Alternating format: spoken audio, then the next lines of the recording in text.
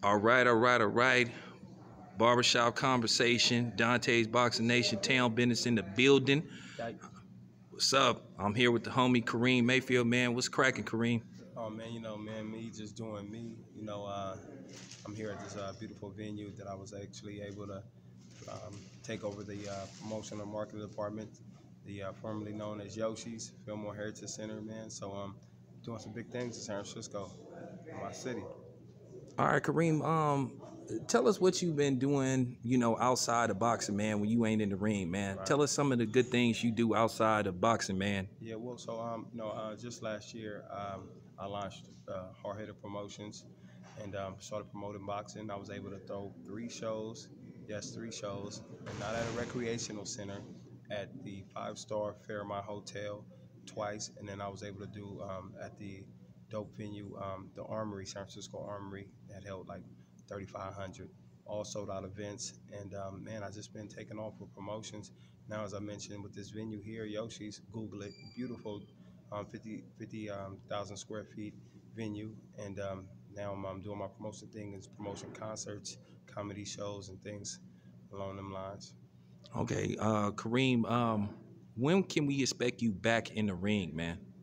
Well, to be honest, to be back in the ring, I mean, I stay training, but I know what you mean. Back in back on the big screen, back on with the lights, big lights on me. But to answer your question, I'll look to be back in sometime around April. It looks like it'll be a few good fights out there, and during towards the end of the year. So I just may want to get primed up, get a tune up and take that fight and be chasing on for that world title again. Well, let me ask you something, Kareem. You're a very popular boxer. People around boxing know who you are, man. Like, we still wondering, man, hey, you had an epic sparring session with Manny Pacquiao. You were supposed to fight Sean Porter. Somehow that went through. You couldn't get the match with Danny Garcia, even though you beat Mauricio Herrera decisively, a dude that most people thought beat Danny Garcia. Correct. Then there's Bud out there, and then, of course, there's Errol Spence. We want to know, why can't you get your name, in there with some of these bigger and what you would call contenders slash champions, man? I mean, for real, everybody knows who you are, man. Right. Good question. When you say that, it makes me think of that emoji, that one that's like, right? Because I'm trying to wonder the same thing. I got a couple of losses on my record, and but if you look back at the record, I've never been beat up, battered, nor bruised. If you look back at the dates and the time and you do your research, you know that I took them fights last notice, regardless of say, hey, I ain't never been beat up, right? So, and I've been to beat some good fighters, the same fighters that's getting these big fights with all these other fighters along the names that you just mentioned, and I'm like, why they ain't throwing Mayfield's name in that pot, right? I mean, it's obviously a reason. As you mentioned, Spence. I didn't call Spence out, but they called me to take the fight, and his team declined. Same thing for Porter. His team declined. And, people been saying Duncan Thurman and all these names, Bud Crawford. They've been ducking these names, and I mean, I'm willing to take the fight. I'm willing and able to take the fight. As I mentioned, though, you'd be like, well, he can't hang in there with them. Like, come on, so why are they making these fights with other guys that can't hang in there with them? If I can't hang in there with them, how about be an opponent? Make me an opponent. Yeah, go ahead, go for it, right? So they won't seem to make that happen. But nevertheless, as I mentioned, I'm promoting my own fights, man, and I'm still passionate about the game, and I'm coming off 3 victories. I fought some good fights though, also, not just no bums, undefeated cats. But nevertheless, man, people they still asking for me. They asking where Mayfield at. They know the style I bring, the ruggedness, I keep hearing people say, well, I'd like to see you against Porter, Mayfield and Porter. I think that'd be an explosive fight, man. As I mentioned, they declined me with 1 day notice. Literally, they gave me 1 day notice. They said that, do you want to take this fight for like 175,000, right? Hey, man, I'm from the streets, man. You offer 100,000, 75,000, I ain't turning down nothing but my collar, you dig? So nevertheless, man, they offered the fight. Then I find out it was Porter. I didn't care for 175. I'll fight Superman, you know what I mean? And they turned it down. And the people are like, well, he's hungry, he's thirsty, he's broke. Did you hear what I said? I promoted my own 3 fights last year, man. 80,000 a piece. Google it, in the Fairmont 5-star hotel. I was So there. right, oh yeah, that's right. So beautiful venue. I know you seen the card. We had a good card, man, and 80,000 a piece. The money's there. I'm not broke by no means. And now I'm promoting a beautiful venue. I've already done shows with DC Young Fly, Wild and Out. Had old school MC Hammer. We got next month we got old school Tony. And we look to bring some dope live acts. And we trying to stay away from the trap just because the type of music trap brings, or excuse me, the type of energy it brings. And for the center, I'm just trying to have it a good look, at least for this 2019. Then we may start bringing trap in, as long as our people can act right, man. But nevertheless, man, back to your question, I don't know why these cuts are still ducking. Excuse me, why these cats are still ducking. Got Danny Garcia. We already know. I go Google Danny Run, right? Karim Mayfield. You'll see whole little doc made about dude, how he was running in line about not knowing who I was after I put hands on him, you know, um, and out there in Philly. Okay, let me ask you something, Kareem. Hey, you from Frisco, man. Everybody know this is one of the most Yeah. popular tourist attraction cities in the world. You guys got a brand new state of the art arena coming in. The Chase Center will be ready like what, in June? Well, We already know you probably got the plug to basically put something together. I expect you to put something together at the Chase yeah. Center. We definitely will be putting something together. You just spoke on the Chase Center. The Warriors gonna be playing there. I also was able to get the Warriors in here. I definitely got clout in the city. I had Draymond Green, Matt Barnes. We had who else we had on the lineup here? We had Vernon Davis, and excuse me, Baron Davis, and we had him. We had them all in this thing doing a little turkey giveaway. That was a good look, for the community.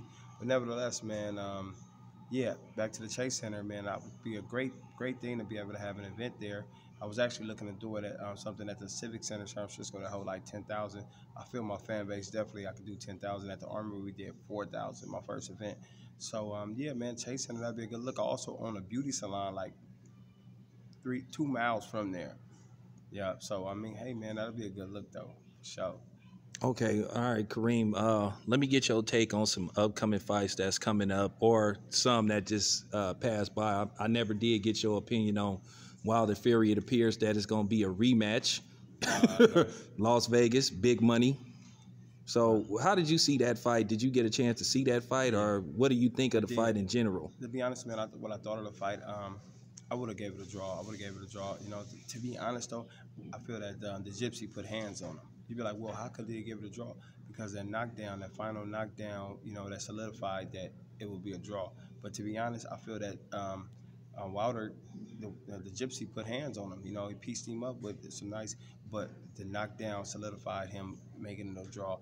Keep in mind, he was the champion, undisputed. He held it down. So, I don't feel like his title should have been taken, but they did what they needed to do and make it a rematch. Okay, well, we got Broner Pacquiao coming up next week. How do you see that fight turning out? Anything you want to say to Manny or Adrian Broner, if any one of these, whoever wins this fight? Yeah, man. So back to to the first question. I see Pacquiao pulling that off. Folks be like, "Oh, you rolling with Pacquiao? You supposed to be rolling with your brother?" Hey, man, I'm speaking facts, man. I'm speaking from experience, sparring dude, Pac. And from what I've seen, you know what I mean. Nevertheless, you know, I see Pac-Man pulling off that fight decision. Broner never been knocked out, been dropped, but he got up like a pit bull and shook it off. But I see it definitely been a great fight, but I could just see Pacquiao punch count being a little higher, is why I see him winning. But heck yeah, man, that would be an awesome fight to have. You already know my style. I'm coming in like a pit bull. If you watch my last Showtime fight, I fought the 10-0, 10 KOs. Dude knocked everybody out in the first round. One of them Russian cats that they try to bring in. And what did I do? I pit bulled him.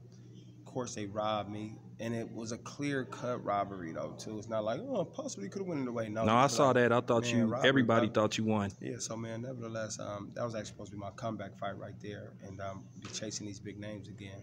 Nevertheless, that put me back. But I was able to, like I said, use a different platform and start promoting my own damn fights. But, yeah, man, back to your own question, Pacquiao, Broner, they definitely can get it. Okay, Kareem. I know you got to get out of here, so I'm gonna hurry up and get you out of here. Two more quick topics. Kareem, you've been one of the fighters that's been very vocal about police brutality and things like that. You spoke on it. I was there at some of your rallies. Kareem, last year, I mean, doing anything while black was just like at an all-time high. I mean, you saw people getting the police called on them for parking wrong. I mean, trying to wash dishes, and I mean, Right. what do you think of things like that? And I know, unfortunately, you had a situation, unfortunately, with the police. Right. Do you even want to speak on that and just give your take on police brutality and Yeah. racial profiling? Right. Yeah. I mean, I just feel that something's got to give. As you mentioned, I had my own experience with the police, and I'm still experiencing it. That when the BART police, that's a transit station, and for those that's not from the Bay Area, it's a transit system called BART, and them motherfuckers murdered my little brother. You know what I mean? He's uh, in his early 20s, man, with his wife and his two young children, and he got into it with a cat. And make a long story short, police came over there shooting and shot my little brother in the back. Google it, see he was really shot in the back, unarmed, And man, I mean, something's got to give, man. I mean, it's like where's all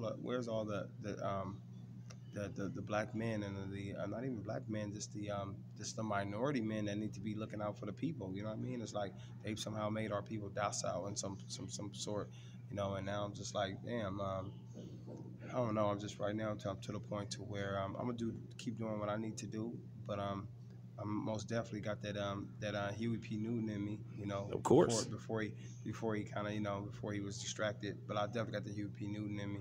By the way, this location is actually the headquarters of the San Francisco Black Panthers. If you didn't know that, Right on. yep. All right, Kareem, this is the last question. I mean, everybody's talked about this. This is trending, so I got to get your take on this surviving R. Kelly situation. Shit. I mean, hey, man, we got to get your opinion on this. I mean, just what's your whole take on this so-called stuff with R. Kelly? And now everybody is mad when they did songs with him after he beat the first case. So what's your take on the whole R. Kelly thing? Well, my take on it is, to be honest, he's made beautiful music in the time, but in his time and in the past. But I mean, hey, man, he needs to be um, found.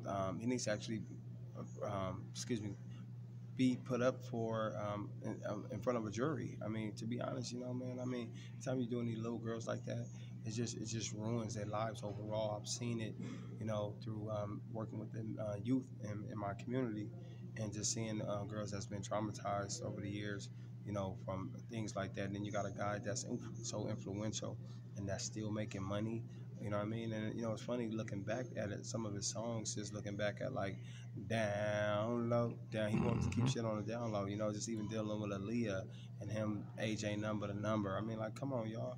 Like, it was proof was in the pudding. Even with the name Pied Piper. For those that may not know, the Pied Piper was a guy that I don't know if it was in Greece. It was somewhere, but they would call the Pied Piper to come use his flute to flute out, whistle out. I don't know what the hell, flute out the rats that was in the village. Anyhow, they played the Pied Piper, didn't give him his money or something. I don't know, his pesos. I don't know, his coins, chips. But anyhow, so he decided to use that flute to reel the young children out of the village to follow him. There you have it, the Pied Piper. So, I mean, damn, he didn't come up with that name for no reason. We probably thought it was like, oh, he using a word for pipe, you know what I mean? You know what I'm saying, giving this female the pipe. But no, he was using the pipe as in the flute, right, the flute to